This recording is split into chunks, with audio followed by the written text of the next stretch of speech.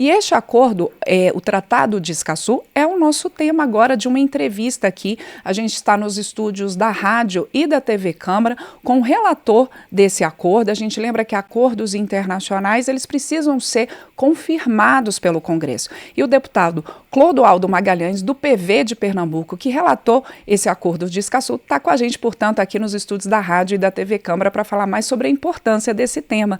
Deputado Clodoaldo Magalhães, muito bom dia. Obrigada por estar com a gente aqui no painel eletrônico. Bom dia a você, Ana. Bom dia a todos os ouvintes da TV Câmara, Rádio Câmara, enfim, de todo o sistema aqui de informações da Câmara dos Deputados. A gente agradece muito. Deputado Clodoaldo, a gente sabe, isso foi falado até no plenário, durante a votação do acordo de Escazú essa semana, que esse é um acordo inédito por algumas questões. Um acordo inédito nessa área de meio ambiente aqui para a América Latina e Caribe. Também um acordo muito importante, inédito na questão de proteção aos defensores do meio ambiente.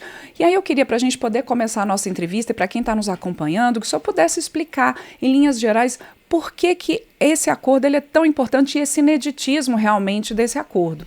Olha, Ana, o acordo ele tinha sido assinado, o Brasil é signatário, desde 2018. Então, em setembro de 2018, cerca de 6 meses depois, né, da cúpula de Escazú lá na Costa Rica, em março de 2018, a gente teve a assinatura ainda pelo então presidente Michel Temer. E de lá para cá, a gente viveu uma época onde o Congresso Nacional não estava se debruçando muito sobre as pautas ambientais, especialmente nos 4 anos anteriores a este governo. Então, a gente viveu um período onde esse acordo não foi homologado pelo Congresso Nacional. E o acordo tem importância fundamental, como você falou, especialmente por conta da proteção àqueles que defendem o meio ambiente. Você vê que o Brasil é considerado o segundo país mais letal para aquelas pessoas que defendem o meio ambiente, perdendo apenas para a Colômbia, mas a diferença nos últimos 10 anos, de 2012 até 2022, né, do número de mortes de defensores, militantes ambientais, né, defensores do meio ambiente, foi muito pequeno entre Brasil e Colômbia, cerca de 376 mortes em 10 anos no Brasil, né, de pessoas que foram assassinadas. 20% disso está na Amazônia, né, exatamente na região onde tem mais ecossistemas, né, mais biomas para serviços ambientais e também para que a gente possa proteger o meio ambiente, enquanto a Colômbia foi ali 384. Então a diferença é muito pequena, então o Brasil fica ali quase que como campeão, empatado com a Colômbia em número de defensores do meio ambiente que mais são assassinados. Isso é um relatório de órgão sério, né, da Global Witness, e também o Ministério Público Federal acompanhando todos esses casos. Inclusive está no relatório também, na nota técnica que o Ministério Público Federal encaminhou para a Câmara dos Deputados e para o Senado. Essa matéria agora está no Senado, né, depois que a gente aprovou na Câmara, já foi encaminhado para que o Senado possa aprovar também.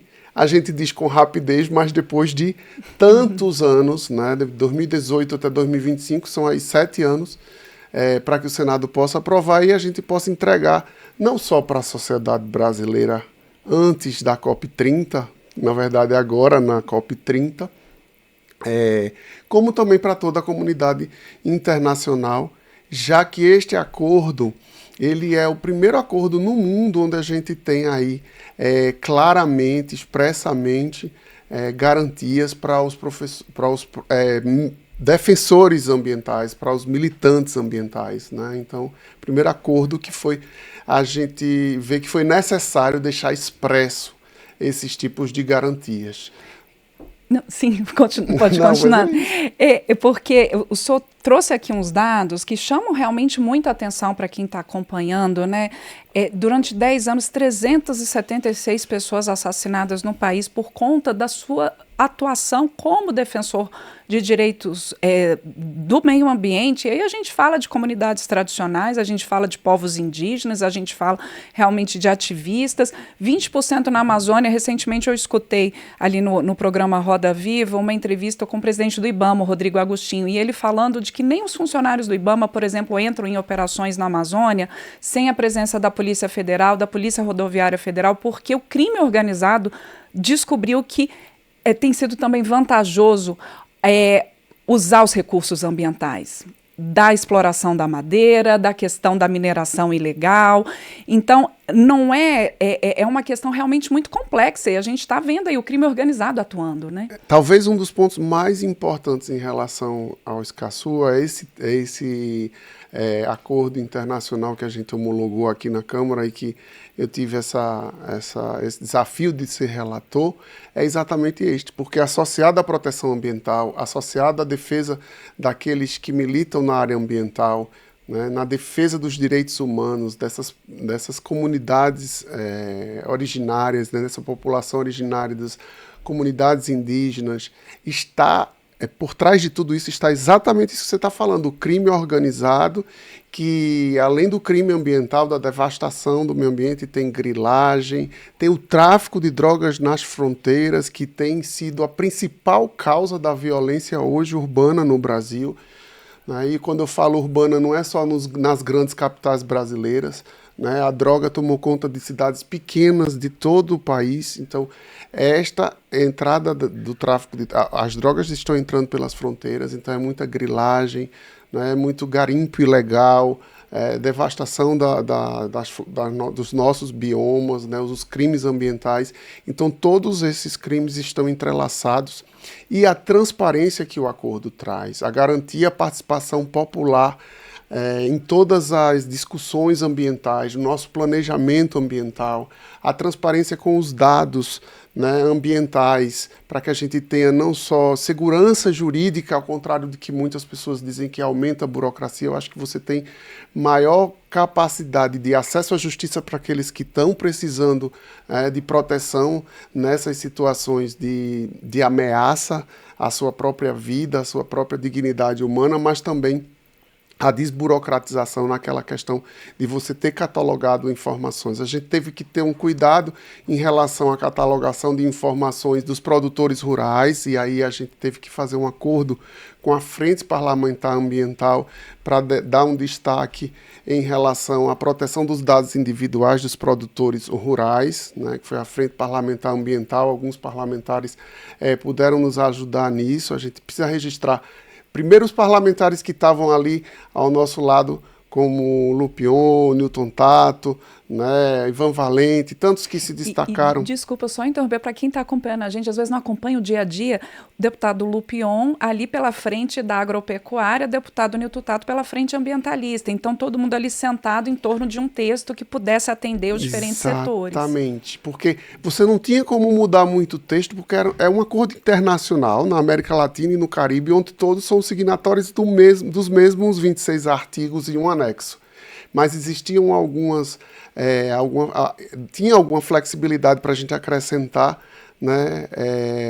Por exemplo, essa questão de dar proteção aos dados individuais através da nossa legislação brasileira de LGPD, e que foi aí onde a gente encontrou o ponto de consenso para que a gente tivesse aí a aprovação praticamente por unanimidade, ressalvado ali, obviamente, a questão do Partido Novo.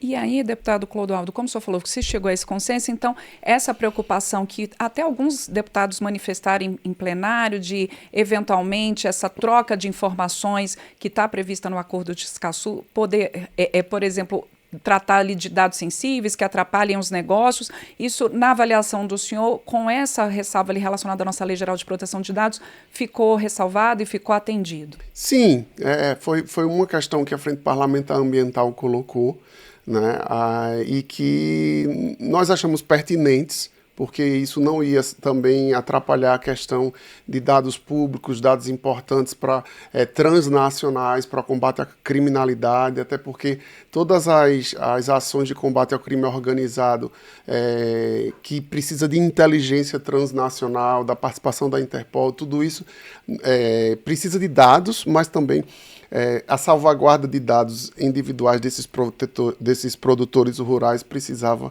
de certa forma, também, a título como foi meio que colocado da soberania nacional em relação a algumas pesquisas, enfim.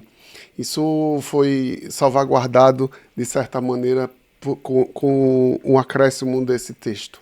E aí a gente vê, deputado Clodoaldo, que foi muito comemorada essa aprovação, por conta, claro, também da Conferência das Nações Unidas sobre Mudanças Climáticas, que vai abrir, né, ser aberta oficialmente em Belém na segunda, vai até o dia 21. A gente já tem o presidente Lula recebendo chefes de Estado em Belém neste momento, hoje é o segundo dia da cúpula de líderes, e várias organizações da sociedade civil comemorando, já tinham feito uma carta pedindo a aprovação desse acordo, pela importância, como o senhor explicou aqui, principalmente de proteção aos defensores, né, do meio ambiente. Então, agora a expectativa do senhor é que possa ser votado pelo Senado ainda durante essas 2 semanas da COP? Essa é a expectativa? Sim, nós temos todas essas entidades de defesa do meio ambiente vinham tanto provocando os deputados na Câmara, como também os senadores. Então, isso já está no Senado, a gente espera que em pouco tempo o Senado possa avaliar e também promulgar, a gente ter a promulgação aí para que o acordo esteja homologado, né, pelo Poder Legislativo oficialmente. Isso já seria suficiente para a sociedade brasileira e, enfim, internacional poder comemorar aí na conferência, na COP30 lá em Belém. Certamente, vou agradecer muitíssimo ao deputado Clodoaldo Magalhães, do PV de Pernambuco. Só lembrando, o deputado foi o relator, portanto, desse acordo de Escazú, aprovado pelos deputados nessa semana, e como ele bem explicou aqui, que traz ali uma troca de informações, transparência e realmente ali a proteção, um indicativo de que todos esses países signatários da América Latina e do Caribe, 24, 18 já confirmaram o acordo. O Brasil está no caminho para poder também homologar esse acordo, ele já está valendo por conta dessa quantidade de países que já o homologaram, mas que possa garantir essa proteção dos defensores do meio ambiente, as comunidades tradicionais, indígenas, que estão ali na ponta para que a gente tenha um planeta melhor. Deputado Clodoaldo Magalhães, muito obrigada, um excelente fim de semana para o senhor. Obrigado a você também, Ana, a todos os ouvintes do programa Rádio Câmara.